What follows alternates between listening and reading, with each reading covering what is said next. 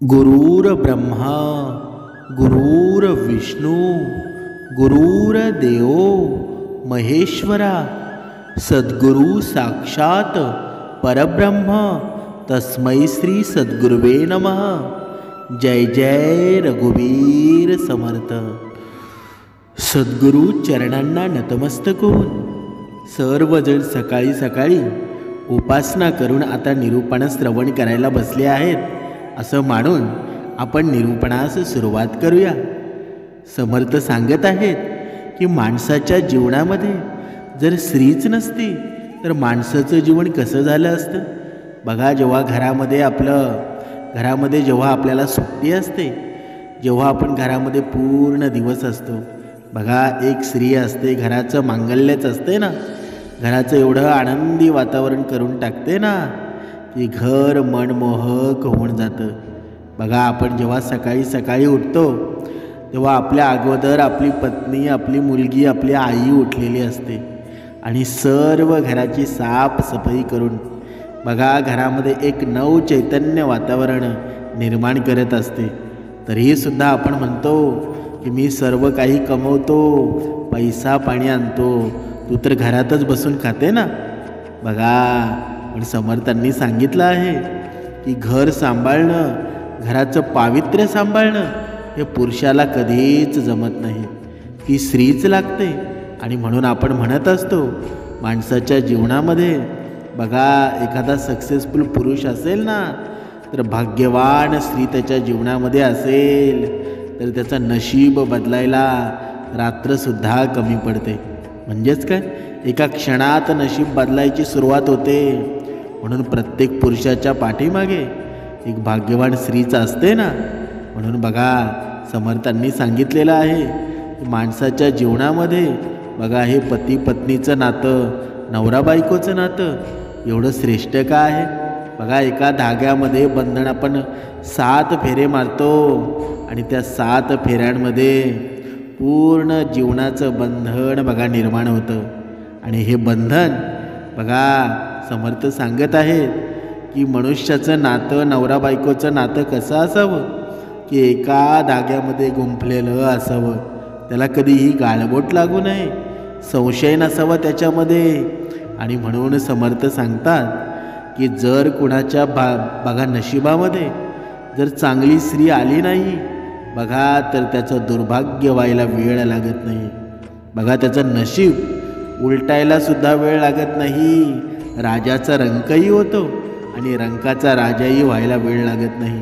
म्हणून प्रत्येकाच्या आयुष्यामध्ये ही स्त्री आहे ना खूप मोठा बघा आपल्या नशिबामध्ये वाटा असतो।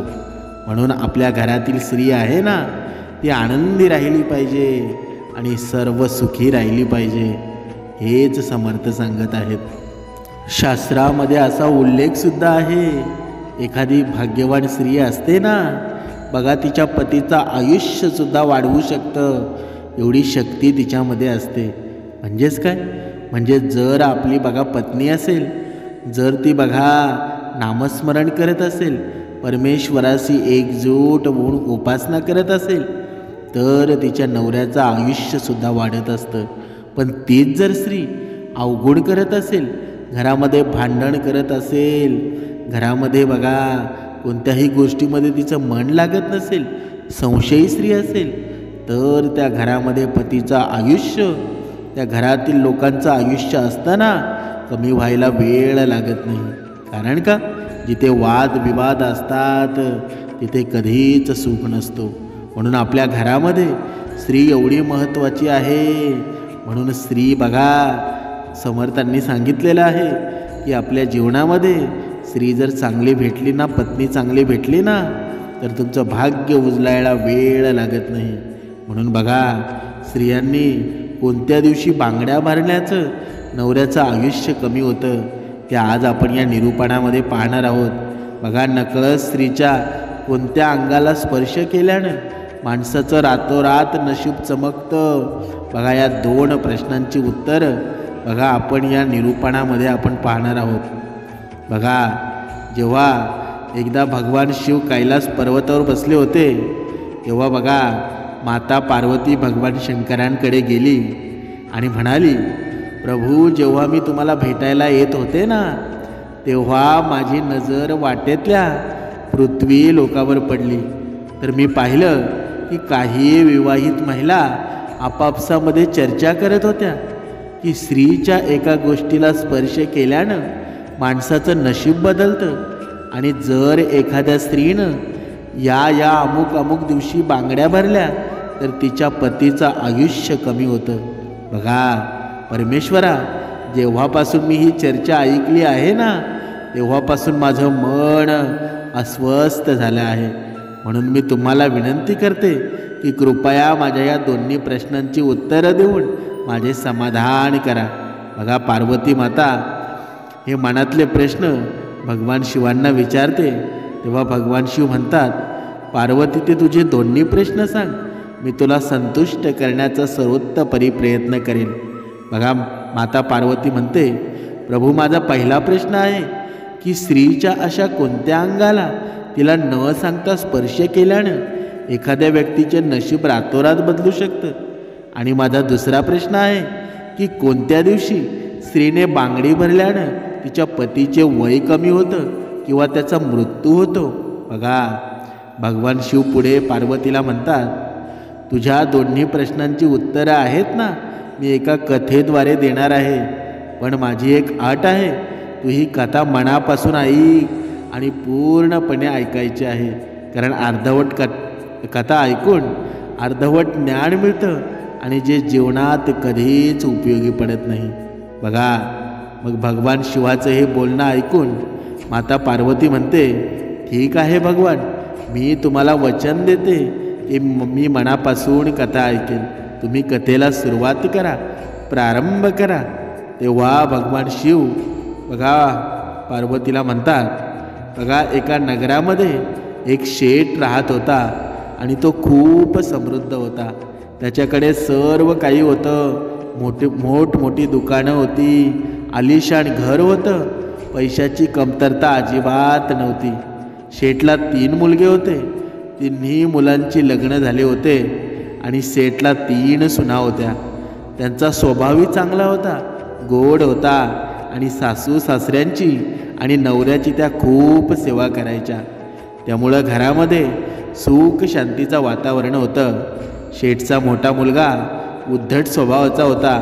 त्यामुळं शेठच्या मोठ्या मुलाचं आईवडिलांशी जमत नव्हतं. त्यामुळं शेठनं आपल्या मोठ्या मुलाला संपत्तीचा हिस्सा न देता आपल्या 2 मुलांना आणि सुनांमध्ये संपत्ती वाटून टाकली. बघा त्यामुळं मोठ्या मुलाची आर्थिक परिस्थिती फारशी चांगली नव्हती. बघा एकदा शेठनं मनात विचार केला की देवानं मला सर्व काही दिलं आहे, पण मुलगी दिली नाही.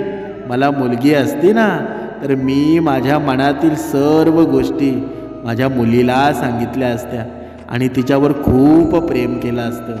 बघा शेठ आपले जीवन चांगल्या प्रकारे जगत होते, पण मुलगी नसल्यामुळं शेठजींना नेहमीच दुःख होत असे. बघा श्री राधेचं दर्शन घेण्यासाठी शेठजी नेहमी त्यांच्या बघा घराजवळील मंदिरामध्ये जात असत. एके दिवशी बघा शेठजी राधाचं दर्शन घेण्यासाठी मंदिरात गेले आणि तेव्हा एक साधू मंदिरात आला होता.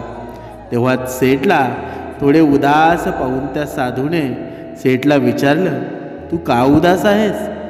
शेठ म्हणाले, महाराज मला मुलगी नाही म्हणूनच मी दुःखी आहे. तेव्हा संत हसले आणि म्हणाले, या आयुष्यामध्ये कोणत्या गोष्टीची कमी असेल ना तर त्या जागी देवाला ठेवावं. तेव्हा शेठजी म्हणाले, महाराज मला मुलगी नाही, मग मी काय करू? तेव्हा साधू म्हणाले, अहो शेठ तुम्ही एक काम करा, तुम्ही बरसाणाची कन्या श्री राधा हिला तुमची मुलगी म्हणून स्वीकारत नाही. बघा तेव्हा भगवान शिव पुढे पार्वतीला म्हणतात, शेठजींना साधूचे हे शब्द खूप आवडले. त्याच दिवशी शेठने राधाला एक मोठा फोटो मागून बघा राधाचा एक मोठा फोटो मागून त्याच्या खोलीत लावला. आता शेठचं आयुष्य पूर्णपणे बदललं होतं. उठताना बसताना झोपताना तो बघा राधेचं जणू आपली मुलगी असल्यासारखं बोलत असे.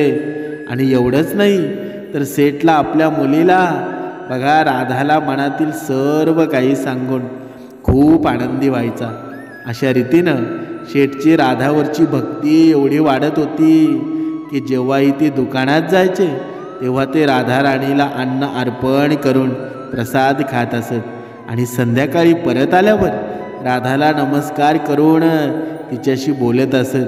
तिला भोजन अर्पण करून त्यानंतर प्रसाद खात असत. बघा पुढे जेव्हापासून त्या शेठनं राधाला आपली मुलगी म्हणून स्वीकारलं तेव्हापासून सर्व काही आनंदी राहू लागलं होतं. जेव्हा कोणी सेठला विचारायचं की तुम्हाला किती मुलं आहेत तेव्हा सेठ नेहमी सांगायचे की मला 3 मुलगे 3 सून आणि 1 मुलगी आहे. बघा एके दिवशी बांगड्या घालणारी कासारीण सेठजींच्या घरी आली तेव्हा राधाने विचार केला की आजचा दिवस चांगला नाही आणि या दिवशी बांगड्या घालणं अशुभ आहे. त्यामुळे तिच्या बघा या मायाजालानं राधाने त्या कासारणीच्या बांगड्यांचा रंग खराब केला आणि त्यामुळे शेठच्या सुनेने बांगड्या न घालता त्या कासारणीला परत पाठवलं. दुसरीकडे ती बाई 2 दिवसांनी त्या बांगड्या बघते तेव्हा त्या बांगड्या सुंदर झालेल्या असतात. मग कासारीन त्याच बांगड्या घेऊन परत सेठच्या घरी येते आणि तेव्हा सेठच्या 3 सुना बांगड्या घालतात आणि नंतर राधा ही बांगड्या घालण्याचा विचार करते. आणि जेव्हा राधा प्रकट झाली तेव्हा कासारणीने राधाचे रूप पाहिलं तेव्हा कासारीन तिच्याकडे पाहतच राहिली. मग राधा कासारणीला म्हणू लागली मला पण बांगड्या भरायच्या आहेत. दुसरीकडे राधाचं बोलणं ऐकून कासारणीच्या मनात एक विचार आला की शेठच्या घरी कोणी पाहुणे आले असावेत, कारण मी जेव्हा कधी या घरामध्ये बांगड्या भरायला यायचे ना तेव्हा फक्त सेठच्या सुनाच बांगड्या घालतात. पण आज मी 4थी मुलगी पाहिली आहे, पाहुणे असतील तर ते दिसते. बघा पुढे मग असा विचार करून त्या स्त्रीनं राधाला बांगड्या भरल्या. आता राधाने बांगड्या भरल्या आणि खोलीत जाऊन गायब झाली. सगळ्यांना बांगड्या भरल्यानंतर कासारीन नेहमीप्रमाणे बांगड्यांचे पैसे घेण्यासाठी सेठच्या दुकानामध्ये गेली. मग कासारणीला पाहून सेठ म्हणाले तू घरी बांगड्या सुनांना बांगड्या भरायला गेली होतीस असं वाटतं मला. तू आमच्या 3 सुनांना बांगड्या भरल्या आहेत, हे पैसे घे. आणि मग सेठने दरवेळेप्रमाणे कासारणीला पैसे देऊ केले. परंतु पैसे पाहून कासारीण म्हणू लागली सेठजी यावेळी मी 3 लोकांना नाही तर 4 लोकांना बांगड्या भरल्या आहेत, त्यामुळं यावेळी मी जास्त पैसे घेईल. बघा कासारणीचं हे म्हणणं ऐकून सेठ म्हणाले आमच्या घरात 3 सुनाशिवाय 4थी कोणीही नाही, मग तू बांगडी कोणाला घातलीस. बघा तर कासारीण म्हणू लागली सेठ ते मला काही माहीत नाही, पण मला एवढंच माहीत आहे की मी 4घांना बांगड्या भरल्या आहेत. मग कासारणीचं बोलणं ऐकून सेठ म्हणू लागला ठीक आहे, आधी तू 3 लोकांचे पैसे घे, मी घरी जाऊन विचारतो की 4था कोण आहे ज्याला तू बांगडी घातली आहेस. आधी घरी जाऊन माहिती घेतो मग तुला मी पैसे देईल. बघा कासारीण म्हणाली ठीक आहे सेठजी, आधी तुम्ही विचारा त्यानंतर मला माझे पैसे द्या. असं बोलून कासारीण सेठच्या दुकानामध्ये निघून गेली. आणि जेव्हा सेठ संध्याकाळी घरी पोचले तेव्हा त्यांनी घरात कासारणीबद्दल विचारलं तेव्हा त्यांच्या सुना म्हणाल्या की आम्ही 3घांनीच बांगड्या भरल्या आहेत. सेठ म्हणाले मी कासारणीला बराच वेळ समजावलं, आमच्या घरात 3च सुना आहेत, 4थी कोणीच नाही जिला तू बांगड्या भरशील. पण ती कासारीण माझं म्हणणं मानायला तयार नव्हती आणि मी 4 जणांना बांगड्या भरल्या आहेत असं ती वारंवार सांगत होती. बघा परमेश्वराची लीला असते ना, बघा फक्त ही लीला असते ना, ही ओळखण्यासाठी आपण तेवढे जागृत असायला हवेत. बघा राधा राणी त्या घरामध्ये असून सुद्धा माणसाला ओळखता येत नाही. हीच बघा म्हणून बघा पुढे आपण ही कथा पाहूया. अशा प्रकारे सेठ सर्व गोष्टी विसरून गेला आणि आपले दैनंदिन काम सुरू करू लागला. बघा सेठ राधाजींना प्रसाद अर्पण करून जेवण करून ते झोपी गेले. बघा दुसरीकडे सेठ झोपी गेले तेव्हा राधाजी स्वप्नात प्रकट झाली. तिच्या डोळ्यात अश्रू आले. सेठनं विचारलं, मुली तू दुःखी का आहेस, तू रडत का आहेस? तेव्हा राधा म्हणाली, बाबा आज मी खूप दुःखी आहे. आज मी इथे त्या बाईच्या बांगड्या भरल्या, ते माझ्या वडिलांचे घर आहे म्हणून. पण बाबा तुम्ही त्या बाईला माझ्या बांगड्यांचे पैसेच दिले नाहीत. बघा बाबा तू मला तुझी मुलगी केलीस, पण तुला माझी आठवण का आली नाही? तू मला विसरलास, याचं मला खूप वाईट वाटतं. बघा कधी कधी आपल्या आयुष्यामध्ये बघा साक्षात बघा सद्गुरू समर्थ आपल्या स्वप्नामध्ये येतात आणि आपल्याला असा दृष्टांत देऊन जातात ना, पण आपण त्याला फक्त स्वप्नच समजतो. पण त्याला स्वप्न समजू नका, कारण साक्षात परमेश्वर आपल्या सोबत आलेला असतो. आणि जो भक्ती मार्गामध्ये आहे, उपासनेमध्ये आहे, त्याने काळजी करायची गरजच नाही. तुमच्या सोबत सदैव परमेश्वर आहे. तुमच्यात दुःख जरी आलं ना, त्या दुःखामध्ये सुद्धा परमेश्वर असतो. फक्त आपले हे डोळे आहेत ना, ते त्या दृष्टीनं पाहायला हवं. बघा हे ऐकून बघा सेठ बघा स्वप्नात रडले आणि म्हणाले, कन्या मला क्षमा कर, माझ्याकडून खूप मोठी चूक झाली आहे. आणि सेठ लगेचच झोपेतून जागा झाला. त्याच्या डोळ्यातून अश्रू येत होते. सेठनं लगेच तिजोरीतून पैसे काढले आणि कासरणीच्या घराकडे निघाला. सेठनं कासरणीच्या घराचा दरवाजा ठोठावला. कासरणीनं दार उघडलं आणि सेठ तिथे उभे असलेले दिसले. कासारीण म्हणू लागली, सेठजी एवढ्या रात्री तुम्ही इथे? आणि मग तिने कासारीण सेठला घरात घेतलं. सेठचे डोळे भरून आले होते. आणि मग सेठ त्या बाईला म्हणू लागला, तुझ्यासारखी भाग्यवान दुसरी कोणीच नाही, तू खूप भाग्यशाली स्त्री आहेस. तर कासारीण विचारू लागली, सेठजी काय झालं? तर सेठ म्हणाले, श्रीराम मी राधाजींना माझी मुलगी बनवलं, पण मी तिला कधीच स्वतःच्या डोळ्यांनी पाहिलं नाही. पण आज त्याच राधाजींना तुझी स्वतःच्या हाताने बांगड्या भरल्या आहेस. आज तू या पृथ्वीवर तुझ्यासारखा भाग्यवान कोणीच नाही. बघा माझ्या मुलीनं भरलेल्या या बांगड्यांची किंमत मी तुला द्यायला आलो आहे. आणि असं बोलून शेठजींनी पैशांनी भरलेली पिशवी कासरणी समोरच ठेवली आणि म्हणाले, तुला जेवढे पैसे हवेत ना तेवढे तुला घे. बघा जेव्हा कासरणीनं हे ऐकलं की राधाजी स्वतः आपल्याकडून बांगड्या भरायला आल्या होत्या, तेव्हा कासरणीच्या डोळ्यातून अश्रूंच्या धारा वाहत होत्या. आणि कासारीण म्हणाली, सेठजी मी राधा राणीच्या बांगड्यांचे पैसे घेऊ शकत नाही.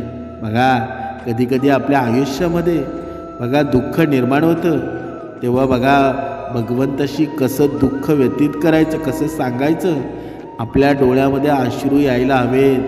बघा तरच आपली भगवंतावरची भक्ती बघा पावत असते. म्हणून कधी आपण भगवंताला एवढं श्रद्धेने पूजतच नाही तर आपल्या डोळ्यामध्ये अश्रू येतील का? म्हणून बघा त्या कासरणीनं त्या बांगड्यांचे पैसे घ्यायला नकार दिला. बघा माझं काहीतरी पूर्वजन्माचे पुण्य असतील, त्यामुळं मला राधेला स्वतःच्या हातानं बांगड्या भरायला मिळाल्या. बघा ती कासरीण म्हणू लागली, मुलगी राधाच्या बांगड्यांसाठी मी तुमच्याकडून कधीच पैसे घेणार नाही. बघा पण सेठजी बघा राजी झाले नाहीत. सेठजींनी पैशानं भरलेली पिशवी कासरणीच्या घरी ठेवली आणि तिथून थेट घरी आले. आणि ते आपल्या पत्नीला बघा श्री राधाजींच्या मंदिरात घेऊन गेले. आणि त्याच दिवशी नंतर शेठजींनी सर्व काही सोडून संन्यास घेतला आणि आपलं उर्वरित आयुष्य राधाजींच्या मंदिरामध्ये राधाजींची पूजा करण्यामध्ये घालवलं. बघा सेठ मंदिरातील श्री राधेच्या भक्तीमध्ये लीन होतो आणि आपल्या पत्नीसह मंदिरात राहून राधा राणीची पूजा करू लागतो. दुसरीकडे राधा शेठच्या मोठ्या मुलाच्या स्वप्नात पोचते आणि ती म्हणते, तू तुझ्या आईची सेवा करत नाहीस, म्हणून तुझी ही अवस्था झाली आहे. तू आजपासून आईच्या चरणांना स्पर्श करायला सुरुवात कर. मग बघा तुमचे नशीब कसे रातोरात बदलतील. बघा अशा प्रकारे शेठचा मोठा मुलगा रोज आपल्या आईच्या चरणांना स्पर्श करू लागला आणि नंतर तो खूप मोठा माणूस झाला. आता त्याला पैशाची कमतरता राहिली नव्हती. म्हणून बघा आपण कधी पण निरूपण ऐकताना बघा आपल्याला एक भाग येत असतो की जर नशीब तुमचे चमकणारा असतील तर जो आईवडिलांच्या रोज पाया पडतो ना, त्यांचं दर्शन घेतो, तीच सर्वात मोठी भक्ती आहे, तीच सर्वात मोठी ऊर्जा आहे. तुम्ही वेगळी भक्ती केली नाही तरी चालेल. तुमच्या घरात जे देव आहेत ना त्यांचंच बघा नामस्मरण करा, त्यांनाच सर्वश्रेष्ठ माना, तेच तुमचे नशीब पालटू शकतात. म्हणून बघा तो माणूस बघा त्याला पैशाची कमतरता राहिली नव्हती. तो मोठा मुलगा होता. अगोदर त्याचा स्वभाव मात्र खूप वाईट होता. पण जेव्हा राधाराणी त्याच्या स्वप्नामध्ये गेली आणि हे सर्व त्याला सांगितलं तेव्हा तो श्रीमंत बनला होता. बघा तुला तुझ्या पहिल्या प्रश्नाचं उत्तर समजलंच असेल. तुला बघा हे सर्व भगवान शिव पार्वतीला सांगत आहेत. हे सर्वांनी बघा लक्षात ठेवा. आणि आता पार्वतीला शिव म्हणतात की तुला तुझ्या पहिल्या प्रश्नाचं उत्तर समजलं असेलच. तुझा पहिला प्रश्न होता स्त्रीच्या कोणत्या अंगाला नकळत स्पर्श केल्यानं माणसाचं नशीब रातोरात बदलतं. तर नीट समजून घ्या, जो माणूस सेठच्या मोठ्या मुलाप्रमाणे आईच्या चरणाशी सेवा करतो, आईच्या चरणांचे अमृत पितो, त्याचा निद्रिस्त भाग्य जागृत होतो आणि एक दिवस हा माणूस असतो ना तो महापुरुष बनतो. आता तू तुझ्या दुसऱ्या प्रश्नाचं उत्तर भगवान बघा पार्वतीला देतात. तुझा दुसरा प्रश्न होता की कोणत्या दिवशी स्त्रीने बांगडी भरल्यानं तिच्या पतीचे वय कमी होते. तर समजून घ्या की कासारीण सेठच्या 3 सुनांना बांगड्या भरायला आल्याचे राधेने पाहिलं. तेव्हा बघा तिने पाहिलं की तो दिवस मंगळवार होता. त्यामुळे राधेने तिच्या मोहमायेने सर्व बांगड्या काळ्या रंगाच्या केल्या. त्यामुळं सेठच्या सुनेला बांगड्यांचा रंग आवडला नाही आणि मग ती कासारीण पुढच्या 2 दिवसांनी म्हणजेच शुक्रवारी येते आणि तेव्हा बांगड्यांचा रंग सुंदर होतो आणि शेठच्या 3 सुना आणि राधाराणी बांगड्या त्या कासारींकडून बांगड्या भरून घेतात. बघा सदैव सावध राहण्यासाठी सेठच्या मोठ्या मुलाप्रमाणे राधा सेठच्या 3 सुनांच्या स्वप्नात दिसते आणि बांगडीचे महत्त्व सांगते. आणि प्रत्येक नववधूने बांगडी घालण्यापूर्वी काही गोष्टींची विशेष काळजी घेतली पाहिजे. बघा पहिली गोष्ट, विवाहित स्त्रीनं 21 बांगड्या घालाव्यात. दुसरी गोष्ट, नवीन बांगड्या नेहमी सकाळी किंवा संध्याकाळी भराव्यात. तिसरी गोष्ट, नवीन बांगड्या नेहमी रविवारी किंवा शुक्रवारी भराव्यात. या दिवशी धारण केल्याने पतीचे वय वाढतं. चौथी गोष्ट, मंगळवार आणि शनिवारी बांगड्या विकत घेऊ नये किंवा घालूसुद्धा नये. यामुळे पतीचं आयुर्मान कमी होतं. बांगडी हा बघा 16 शृंगारापैकी एक महत्त्वाचा शृंगार आहे आणि त्यामुळं जेव्हाही तुम्ही बांगडी घालाल तेव्हा ती विचारपूर्वक घालावी. बघा भगवान शिव पुढे म्हणतात, पार्वती तेव्हा सेठच्या 3 सुनांनी राधाचा शब्द आपल्या जीवनामध्ये अंमलात आणले आणि नंतर सेठच्या 3ही सुना सौभाग्यवती असताना मरण पावल्या. समर्थांनी सांगितलं आहे या कथेचं तात्पर्य काय. बघा आपल्याला या 2 प्रश्नांची उत्तरं तर मिळालीच, पण ही कथा आहे ती कुणासाठी आहे की बघा जोपर्यंत आपल्या घरामध्ये आईवडील आहेत ना तोपर्यंत आपल्याला कसलीही चिंता करायची गरज नाही. पण जेव्हा आपल्या घरामधून आईवडील निघून जातील, बघा जेव्हा आपल्या घरामधील आपण आईवडिलांना वृद्धाश्रमात टाकायला लागू ना तर तुमच्या जीवनामध्ये 7.5 निर्माण होण्यास सुरुवात झाल्याशिवाय राहणार नाही. कारण आईवडिलांचे आशीर्वाद एवढे स्ट्रॉंग असतात तेवढेच त्यांचा शापसुद्धा वाईट असतो. आईवडिलांनी एकदा शाप दिला ना, तुमच्या जीवनाची राख रांगोळी झाल्याशिवाय राहणार नाहीत. पण आईवडील एवढे भोळे असतात ना, या मुलानं या बघा यानं कितीही त्यांना त्रास दिला ना, कितीही दुःख दिलं, तरीही आईवडील मुलाला कधीच शाप देत नाही. पण तरीहीसुद्धा या मुलाचे डोळे नुसतं अंधकारामध्ये गुंफलेले असतात. त्याला कधीच समजत नाही की हे आईवडील आहेत ना, जन्मात एकदाच येतात. जर तुमच्या जीवनामध्ये बघा एक गोष्ट लक्षात ठेवा, आईवडिलांशिवाय या जगामध्ये या विश्वामध्ये एवढी ऊर्जा, शक्ती, भक्ती कुठेच नाही. परमेश्वरसुद्धा सांगून गेले की तुम्हाला जर या जगामध्ये निर्मळ आणि सर्वश्रेष्ठ बनायचं असेल ना, तर आईवडिलांच्या चरणाशी लीन व्हा जोपर्यंत. म्हणून समर्थांनी सांगितलेलं आहे की तुम्ही सकाळ संध्याकाळ आपल्या आईवडिलांचं दर्शन घेतलंच पाहिजे. बघा तुम्ही परमेश्वराचं दर्शन घेतलं नाही तरी चालेल, पण जेव्हा तुम्ही आईवडिलांचं दर्शन घेता ना, तेव्हा ते परमेश्वरापर्यंत पोचत असतं. म्हणून आपल्या घरामध्ये जोपर्यंत आपले आईवडील आनंदी नसतील, जोपर्यंत त्यांच्या जीवनामध्ये आपण दुःख निर्माण करू ना, तोपर्यंत आपल्या जीवनामध्ये साडेसाती कधीच जाणार नाही. मग आपण म्हणतो की मला हे उपाय करू दे, ते उपाय करू दे, मी उपासना करतो, सर्व काही करतो. पण जो घरामध्ये जिवंत देवता आहे, जिवंत आईवडील आहेत ना, त्यांच्या जीवनामध्ये मात्र आपण विष काढवतो, दुःख निर्माण करतो.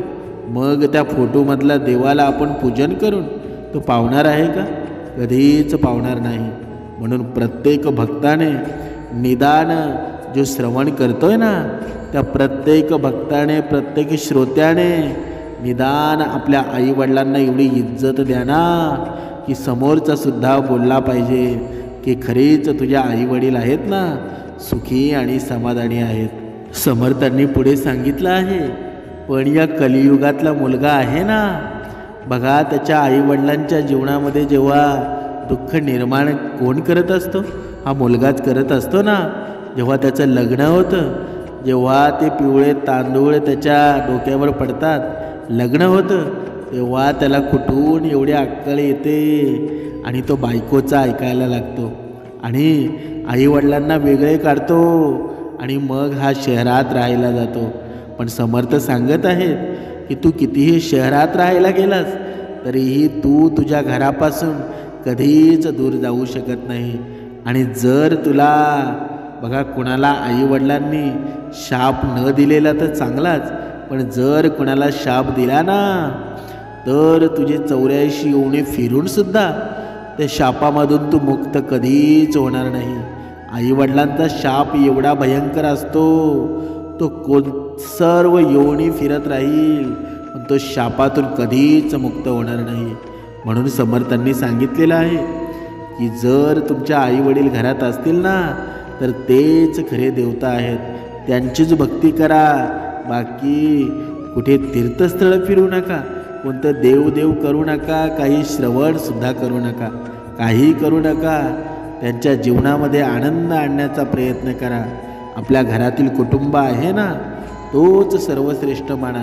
कारण या जगामध्ये तुमच्या चुक्या काढणारे तुम्हाला भरपूर भेटतील, पण तुम्ही चुकूनसुद्धा तुमची ओढ घेणारे आहेत ना, ते फक्त आईवडील आहेत, तुमची पत्नी आहे, तुमची मुलं आहेत. बघा एक वेळेला पत्नी कुजबुज करेल, एक वेळेला पत्नी तुम्हाला वाईट बोलेल, पण तुम्ही चुकूनसुद्धा तुमच्या ठामपणे बाजूला राहणारी फक्त आई असते, तुमचे वडील असतात. म्हणून त्यांना कमी समजू नका. जोपर्यंत त्यांची कमवण्याची परिस्थिती होती ना, तोपर्यंत त्यांनी तुमच्यासाठी रक्ताचं पाणी केलेलं आहे, हे मात्र तुम्ही विसरून जाऊ नका. आता तुम्ही कमवता ना, त्याच्यातलं थोडं त्यांना फक्त खायला द्या. तुमच्याकडून काहीच अपेक्षा नाही आहेत.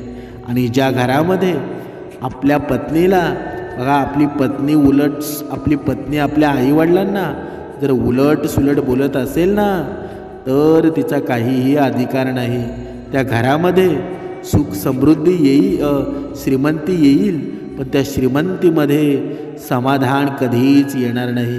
कारण ज्या घरामध्ये आईवडिलांसारखे परमेश्वर दुःखी असतील ना, तर त्या घरामध्ये पैसा फक्त बघण्यासाठी येईल. पैसा त्याच्यामध्ये श्रीमंती वाढेल, पण त्या श्रीमंतीमध्ये समाधान कधीच राहू शकत नाही.